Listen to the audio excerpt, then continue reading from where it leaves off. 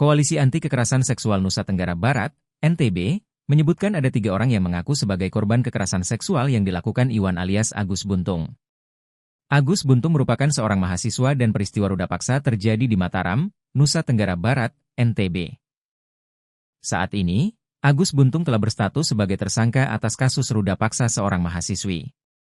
Koalisi Anti Kekerasan Seksual Nusa Tenggara Barat menyebutkan bahwa ada 2 korban lain yang mengaku menjadi korban kekerasan seksual yang dilakukan oleh Agus Buntung.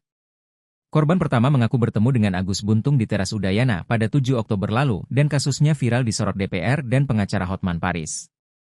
Selain korban pertama tersebut, Koalisi Anti Kekerasan Seksual NTB juga mencatat ada korban lainnya dengan terlapor yang sama. Bahkan terhadap korban kedua tersebut, Agus Buntung menggadaikan sepeda motor korban senilai 5 juta rupiah. Namun dengan korban kedua perbuatan tersebut dilakukan suka sama suka. Sementara itu korban ketiga juga mengalami hal serupa dengan intimidasi yang dilakukan oleh pelaku, membuat para korban tidak berdaya. Diancam aib bakal disebarkan.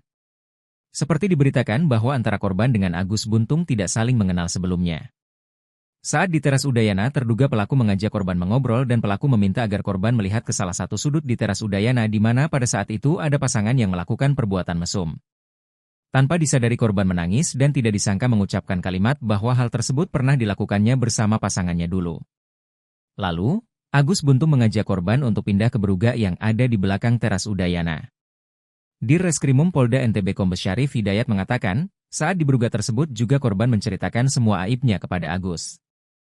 Syarif berujar, korban sempat menolak namun karena pelaku mengancam akan membuka aibnya akhirnya korban mau. Kemudian, pelaku mengajak korban menuju salah satu homestay dengan menggunakan sepeda motor korban.